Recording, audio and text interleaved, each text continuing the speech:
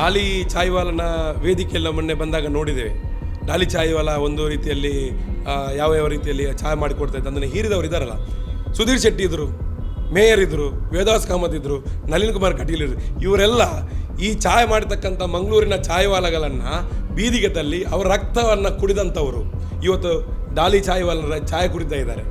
ನಾಚಿಕೆ ಆಗಬೇಕು ಇವರಿಗೆ.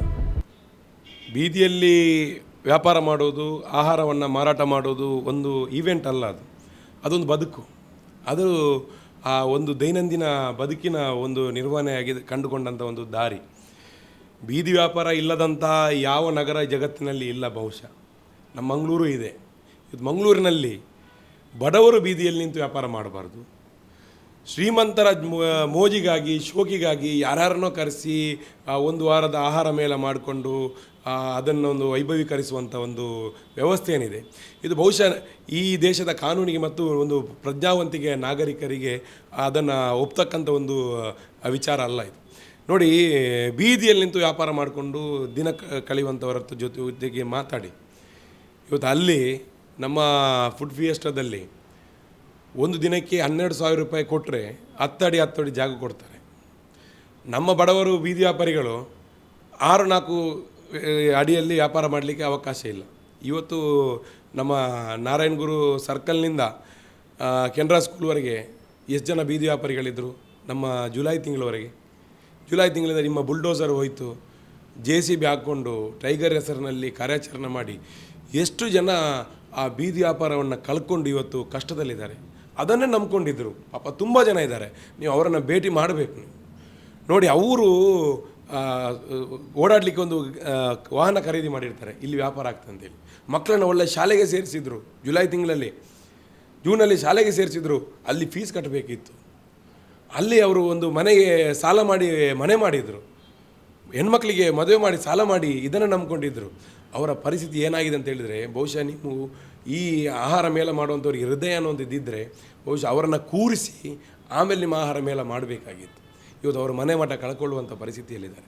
ಬ್ಯಾಂಕುಗಳು ಅವರ ಮನೆಗಳನ್ನು ಸೀಸ್ ಮಾಡಿದ್ದಾರೆ. ಅವರ ವಾಹನಗಳು ಸೀಸ್ ಆಗ್ತಾಯಿದೆ. ಅವರ ಬದುಕು ನುಚ್ಚುನೂರಾಗಿದೆ. ಎಂತೆಂಥವ್ರು ಇದರಲ್ಲಿ. ಒಬ್ಬ ಕ್ಯಾನ್ಸರ್ ಪೇಷಂಟ್ ಇದ್ದು ಕೈ ಮುಗಿದು ಕೇಳ್ಕೊಂಡಿದ್ದ. ಹೌದು, ಕ್ಯಾನ್ಸರ್ ಪೇಷಂಟ್, ಸಣ್ಣ ಮಕ್ಕಳಿದ್ದಾರೆ ಅವರಿಗೆ. ಅವರ ಬದುಕೆಲ್ಲ ಏನಾಗಿದೆ ಇವರು ನೋಡ್ಕೊಂಡ್ರ? ಇವತ್ತು ನಮ್ಮ ಮಾನ್ಯ ಕಮಿಷನರ್ ಅವರು ಅಲ್ಲಿ ಹೋಗಿ ಡಾಲಿ ಚಾಯ್ವಾಲನ ಚಾಯ್ ಇರ್ತಾರೆ. ಬಹುಶಃ ಮಾನ್ಯ ಕಮಿಷನರ್ ಅವರಿಗೆ ಹೇಳ್ತೀನಿ, ಅಲ್ಲಿ ಆ ವೇದಿಕೆಯಲ್ಲಿ ಡಾಲಿ ಚಾಯ್ವಾಲನ ಚಾಯ್ ಹೀರಿದವರಿಗೆ ನಾನು ಹೇಳ್ತೇನೆ, ನಮ್ಮ ಬಡವರು ಬೀದಿ ವ್ಯಾಪಾರಿಗೆ ಅದಕ್ಕಿಂತ ಒಳ್ಳೆ ಚಹಾ ಮಾಡಿಕೊಡ್ತಾಯಿದ್ದಾರೆ. ಒಂದು ದಿವಸ ಅದನ್ನು ಹೋಗಿ ಚಾಯ್ ಹೀರಿಕೊಳ್ಳಿ. ಅದರ ರುಚಿ ಕೂಡ ಅದೇನೆ. ಅವನು ಚಹಾ ಹುಡಿಯನ್ನು ಹಾಕಿದ್ದು, ಸಕ್ಕರೆಯನ್ನು ಹಾಕಿದ್ದು, ಹಾಲು ಹಾಕಿದ್ದು. ಬೇಕಾದರೆ ನಿಮಗೆ ನೀವು VIP ಏಲಕ್ಕಿ ಬೀಜ ಹಾಕ್ಕೊಂಡು ಚಾಯ್ ಮಾಡಿ ಕೊಡ್ತಾರೆ. ನಮ್ಮ ಬಡವರು ಕೂಡ ಕೊಡ್ತಾರೆ. ಬಹುಶಃ ಇವತ್ತು ನೀವು ಅಲ್ಲಿ ಯಾವನೋ ಒಬ್ಬ ಡಾಲಿ ಚಾಯ್ವಾಲ ಏನೋ ಒಂದು ಅವತಾರ. ಇಲ್ಲಿ ಮನುಷ್ಯರು ಈಗ ಕೈಯಲ್ಲಿ ಗ್ಲೌಸ್ ಇಲ್ಲದ್ರೆ ಮುಟ್ಟೋದಿಲ್ಲ. ಹಾಲು ಹಾಕುವಾಗ ನಾಳೆಗೆ ಹಾಕ್ತಾನೆ ಹೊರಗಡೆ. ಆ ಚಾಯವನ್ನು ಕುಡಿಲಿಕ್ಕೆ AC ಅಂಥವ್ರನ್ನ ತಂದು ಇಲ್ಲಿ ಏನು ಮಾಡ್ತಾಯಿದ್ದೀರಿ? ಆ ರೀತಿ ಒಂದು ನಾಳಿಗೆ ಹಾಕುವ ರೀತಿಯಲ್ಲಿ ಅವನ ವೀಡಿಯೋಗಳನ್ನು ನೀವು ನೋಡಿ. ಅದು ಟ್ರೆಂಡ್ ಆಗ್ತದೆ, ಟ್ರೋಲ್ ಆಗ್ತದೆ, ವೈರಲ್ ಆಗ್ತದೆ. ಅವ್ರನ್ನ ಕರೆಸಿ ನೀವು ಏನು ಈ ಮಂಗಳೂರಿನ ಜನರಿಗೆ ಎಂಥವ್ರನ್ನು ಇವತ್ತು ಮಾದರಿಯಾಗಿ ತೋರಿಸ್ತಾ ಇದ್ದೀರಿ. ನಮ್ಮಲ್ಲಿದ್ದಾರೆ, ಬಡವರಿದ್ದಾರೆ, ಮನೆಯಲ್ಲಿ ಅಡಿಗೆ ಮಾಡಿ ತಂದು ಬೀದಿಯಲ್ಲಿ ವ್ಯಾಪಾರ ಮಾಡ್ತಾ ಇದ್ದಾರೆ. ಯಾರಿಗೆ ಕೊಡುವಂಥದ್ದು? ಅದು ಆಹಾರ ಮೇಳದಲ್ಲಿ ಹೊಟ್ಟೆ ಹಸಿವಾದ ಅವನಿಗೆ ಆಹಾರ ಕೊಡುವಂಥದ್ದು. ಆಹಾರ ಅನ್ನುವಂಥದ್ದು ಶೋಕಿ ಅಲ್ಲ, ಅದು ಫಂಡಮೆಂಟಲ್ ರೈಟ್ ನಮ್ಮದು. ಆಹಾರ ತಿನ್ನುವಂಥದ್ದು, ಆಹಾರ ತಿನ್ನಲಿಕ್ಕೆ 24 ಗಂಟೆ ನಮಗೆ ಆಹಾರ ತಿನ್ಬೋದು. ಅದು ಫಂಡಮೆಂಟಲ್ ರೈಟ್. ಅದು ಆಹಾರ ತಿನ್ನಬೇಕು, ಒಬ್ಬ ಮನುಷ್ಯ ಬದುಕಬೇಕಾದ ತಿನ್ನಬೇಕು ಅಂತ. ಇವತ್ತು ಬೀದಿ ವ್ಯಾಪಾರಗಳಲ್ಲಿ ಬಂದು ವ್ಯಾಪಾರ ಮಾಡ್ತಕ್ಕಂಥ ಅವರು ಯಾರು? ಬಡವರು, ದಿನಗೂಲಿ ಕಾರ್ಮಿಕರು. ಸಣ್ಣ ಮೊತ್ತಕ್ಕೆ ಆಹಾರ ಸಿಗ್ತದೆ ಅಂತ ಹೇಳಿ ಬಂದು ಚಹಾ ಕುಡಿತಾರೆ, ತಿಂಡಿ ತಿಂತಾರೆ, ಊಟ ಮಾಡ್ತಾರೆ.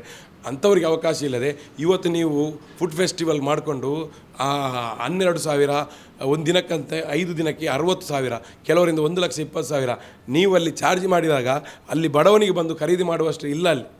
ಅಲ್ಲಿ ಹಿಂದೆ ಕಳೆದ ವರ್ಷ ನಾವಲ್ಲಿ ಹೋಗಿದಾಗ ನಮ್ಮ ಬೀದಿ ವ್ಯಾಪಾರಿಗಳನ್ನು ಕೆಲವರು ಸೇರಿಸಿದರು. ಚರ್ಮುರಿಗೆ 20 ರೂಪಾಯಿ ಇತ್ತು.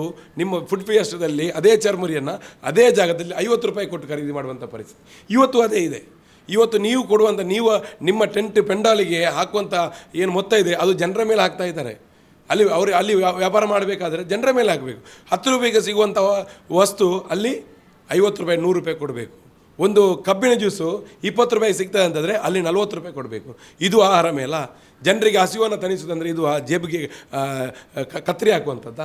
ಇದು ಆಗಬಾರ್ದು. ಇವತ್ತು ನಾನು ಮಾನ್ಯ ಶಾಸಕ ವೇದವಾಸ್ ಕಾಮತ್ರಿಗೆ ಮತ್ತು BJP ಆಡಳಿತಕಾರರಿಗೆ ಕೇಳು, ನಿಜವಾಗಿ ನಿಮಗೆ ಹೃದಯ ಇದ್ದರೆ ಲೇಡಿಲ್ನಿಂದ ಮಣ್ಣಗುಡ್ಡದವರೆಗೆ ಎಷ್ಟು ಜನ ಬೀದಿ ವ್ಯಾಪಾರಿಗಳಿದ್ದರು, ಅವರಿಗೆ ಅವಕಾಶ ಮಾಡಿಕೊಡಿ. ಇವತ್ತು ನೀವು ಬೀದಿ ವ್ಯಾಪಾರಿಗಳನ್ನು ಅವರ ಬದುಕನ್ನು ಬೀದಿಗೆ ತಳ್ಳಿ ಇವತ್ತು ಮೋಜಿ ಮಸ್ತಿಗಾಗಿ ಪ್ರಚಾರದ ಅಪಾಪಿಯನ್ನು ಇಟ್ಕೊಂಡು ಇವತ್ತು ನೀವು ಮಾಡ್ತಾ ಇರುವಂಥದ್ದನ್ನು ಒಪ್ಪಲಿಕ್ಕೆ ಸಾಧ್ಯ ಇಲ್ಲ. ನಾಗರಿಕ ಸಮಾಜ ಭಾಳ ಪ್ರಜ್ಞಾವಂತಿಕೆಯಿಂದ ಇದನ್ನು ನೋಡಬೇಕು. ಮತ್ತು ಈ ರೀತಿಯ ಈ ಮಂಗಳೂರಿನ ಮಣ್ಣಿನಲ್ಲಿ ನೋಡಿ, ಆ ಟೈಗರ್ ಕಾರ್ಯಾಚರಣೆ ಆಗುವಂಥ ಸಂದರ್ಭದಲ್ಲಿ ಎಷ್ಟು ಅಣ್ಣಂದಿರು ಅಮ್ಮಂದಿರು ಕಣ್ಣೀರಾಗಿದೆ. ಆ ಕಣ್ಣೀರು ಈ ಭೂಮಿಯ ಮೇಲೆ ಬಿದ್ದಿದೆ. ಇವತ್ತು ನೀವು ಮಾಡ್ತಾ ಇರತಕ್ಕಂಥದ್ದು ಭಾಳ ದೊಡ್ಡ ರೀತಿಯ ಅನ್ಯಾಯ ನಮ್ಮ ಬೀದಿ ಬದಿ ವ್ಯಾಪಾರಿಗಳಿಗೆ. ಭಾಳಷ್ಟು ನೊಂದಿದ್ದಾರೆ. ಇವತ್ತು ಅಲ್ಲಿಂದ ನಮ್ಮ ಲೇಡಿಲ್ನಿಂದ ಮಣ್ಣಗುಡ್ಡದವರೆಗೆ ಮತ್ತು ಇತರ ಪ್ರದೇಶದಲ್ಲಿ ನೀವು ಮಾಡ್ತಾ ಇರುವಂಥದ್ದು ನಿಮಗೆ ಬೆಂಬಲವಾಗಿ ನಿಂತವರಿಗೆ ನೀವು ಸಹಕಾರ ಕೊಡ್ತಾ ಇದ್ದೀರಿ. ಭಾಳಷ್ಟು ಸ್ಪಷ್ಟವಾದಂಥ ಅನೇಕ ಉದಾಹರಣೆಗಳು ನಮ್ಮ ಹತ್ರ ಇದೆ. ವೇದವಾಸ್ ಕಾಮತ್ಗೆ ಜಯಣ್ಣವರಿಗೆ ಇವತ್ತು ವೇದವಾಸ್ ಕಾಮತ್ ಏನು ಮಾಡಲಿಕ್ಕೆ ತಯಾರಿದ್ದಾರೆ. ವೇದವಾಸ್ ಕಾಮತ್ತನ್ನು ಅವರು ಟೀಕಿಸುವಂಥವರಿಗೆ ದೂರ ಇಡ್ತಾರೆ. ನಾವು ಟೀಕೆ ಮಾಡ್ತಕ್ಕಂಥ ವೇದವಾಸ್ ಕಾಮತ್, ನೀವು ಶಾಸಕರಾಗೋದು ಮುಂಚೆ ನೀವು ಯಾರು ಅಂತ ನಿಮ್ಗೆ ಗೊತ್ತಿರಲಿಲ್ಲ. ನೀವು ಶಾಸಕರಾಗಿದ್ದರೆ ನೀವು ಪ್ರಶ್ನೆ ಮಾಡ್ತೀವಿ, ನೀವು ಪ್ರಶ್ನಾತೀತರಲ್ಲ. ನೀವು ಶಾಸನ ಸಭೆಯಲ್ಲಿ ಹೋಗುವಂಥವ್ರು ಜನರ ಪರವಾಗಿ ನಿಲ್ಲಬೇಕಾಗಿತ್ತು. ನೀವು ಹೋಗ್ತಾ ಇಲ್ಲ, ಮಾಡ್ತಾ ಇಲ್ಲ. ಬಡ ಬೀದಿ ವ್ಯಾಪಾರಿಗಳಿಗೆ ID ಕಾರ್ಡ್ ಕೊಡಿ, ಪ್ರಮಾಣ ಪತ್ರ ಕೊಡಿ ಅಂತ ಹೋರಾಟ ಮಾಡಿದರೆ, ಅಥವಾ ಜನಪರವಾದಂಥ ಪ್ರಶ್ನೆಗಳಿಗೆ ನಾವು ಹೋರಾಟ ಮಾಡಿದರೆ, ಇಲ್ಲಿ ನೀವು ಪೊಲೀಸರು ಕೇಸ್ಗಳಾಗ್ತೀರಿ. ಇಲ್ಲಿ ರಸ್ತೆಗಳನ್ನು ವಾರಗಟ್ಟಲೆ ಬಂದ್ ಮಾಡಿ ಫಿಯೆಸ್ಟ ಮಾಡಲಿಕ್ಕೆ ಅವಕಾಶ ಕೊಡ್ತೀರಿ. ನೀವೇ ಹೋಗಿ ಕೂತಿರ್ತೀರಿ ಕಮಿಷನರ್ ಅವರೇ. ಬಹುಶಃ ನಿಮ್ಮ ರಾಜಕೀಯದಲ್ಲಿ ಇಲ್ಲಿನ ಜನರು ಅದನ್ನು ಗಮನಿಸ್ತಾರೆ ಅಂತ ನಾನು ಭಾವಿಸ್ತೇನೆ. ನಾಗರಿಕ ಸಮಾಜವು ಕೂಡ ಈ ರೀತಿಯಾದಂಥ ಡಾಲಿ ಚಾಯ್ವಾಲನ್ನು ತರುವಾಗ ಸ್ಪಂದನೆ ಮಾಡಿರ್ತಕ್ಕಂಥದ್ದು ಮಂಗಳೂರಿಗೆ ಬಹುಶಃ ಒಂದು ನಾಚಿಕೆಯನ್ನು ಅನಿಸುವಂಥ ರೀತಿಯಲ್ಲಿ ನಮ್ಮ ಮಂಗಳೂರಿಗರಿಗೆ ಕೂಡ ಆ ರೀತಿ ಅದನ್ನು ಸಂಭ್ರಮ ಪಟ್ಟಿರ್ತಕ್ಕಂಥದ್ದು.